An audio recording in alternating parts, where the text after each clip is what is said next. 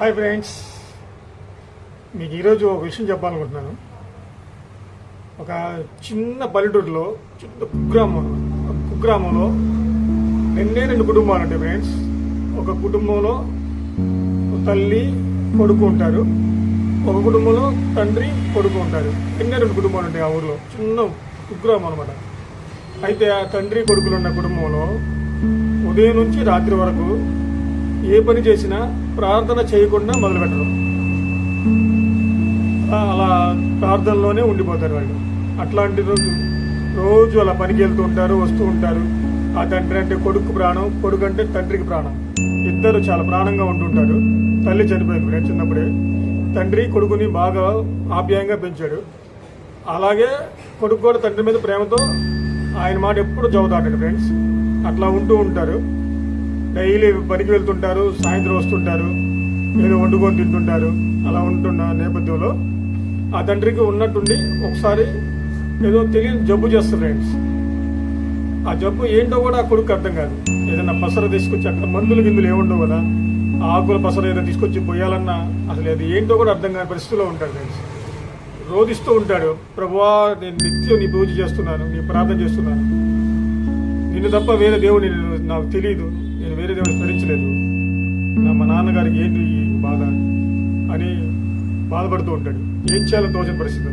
ఆ పక్క కుటుంబంలో వాళ్ళు, తల్లి కూతురు ఉన్న కుటుంబంలో వాళ్ళు ఏదో పని మీద వేరే వేరే ప్రదేశానికి వెళ్తారు. వాళ్ళు సమయానికి ఉండరు. అతనికి ఏం చేయాలో అర్థం కాక మోకాల మీద ప్రార్థన చేస్తూ ఉంటే ఒక 85 ఏళ్ల వృద్ధురాలు ఆ దోవన వెళ్తూ కనిపిస్తుంది.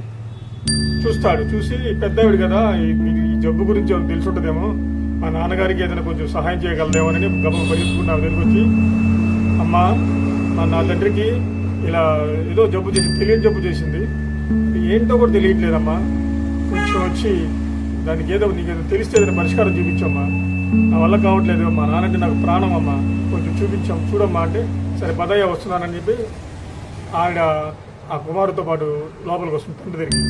తండ్రి ఆచేతనంగా మంచం మీద పడుకొని ఉంటాడు. ఆవిడ తండ్రి దగ్గరికి వచ్చి చెవిలో ఏదో చెప్తుంది.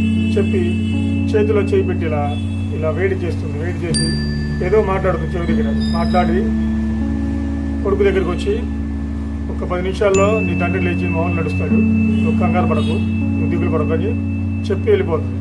అదేంటి, ఉదయం నుంచి నేను ఎన్నో ప్రయత్నాలు చేస్తున్నాను, నా వల్ల కాలేదు, ఈ ముసలావిడ వచ్చి ఏదో నా తండ్రితో చెవిలో చెప్పింది, ఇట్లా అన్నది కాసేపు చేతుల మీద తగ్గిపోయింది అంటుందని, అయినా చూద్దాం ఏ చేతిలో ఏం మాయం ఉందని చూద్దామని అలా కూర్చుంటాడు. ఒక 10 నిమిషాల తర్వాత తండ్రి లేచి ఏమి జరగనట్టు, ఏమి అసలు జబ్బు లేనట్టు, ఇంతవరకు మంచాన లేనట్టు, ఏదో నిద్రపోలేచినట్టుగా మామూలుగా ఉండిపోతాడు. అసలు ఏం జరిగినట్టుగా ఉండిపోయి లేచి, అరే నేను పనికి వెళ్ళొస్తాను కదా అని చెప్పి వెళ్ళిపోతాడు. వెళ్ళిపోగానే ఇతనికి ఏం అర్థం కాక, ఏంది ఎవరు వచ్చింది అసలు ఎవరు వచ్చింది, నా తండ్రిని కాపాడింది ఎవరని బయటికి వెళ్ళి చూస్తే ఆ ముసలావిడ కొంచెం దూరం వెళ్తూ కొంచెం కనుమరుగయ్యేదో కొద్దిగా 4 అడుగులు వెళ్ళేసరికి అలా మాయమైపోతుంది. ఒక్కసారిగా ఏం అర్థం కాదు అతనికి. ఏంటి, ఆ దేవుడే ఆ రూపంలో వచ్చాడా, నా ప్రార్థన ఆలకించాడా, నా తండ్రిని కాపాడింది ఆ దేవుడేనా అని బోరు నేర్చుకుంటూ మోకాల మీద కన్నీటి ప్రార్థన చేసుకుంటూ, అయ్యా నా ప్రార్థన ఆలకించాను ఆయన అని బోరుని విలిపిస్తాడు. దీన్ని బట్టి మీకు ఏమర్థం ఫ్రెండ్స్, మన తండ్రిని నమ్ముకుంటే మనం ఆపదలో ఉన్నప్పుడు ఏదో రూపంలో వచ్చి మనల్ని కాపాడుతాడు. దేవుని వందనాలు. రైతుల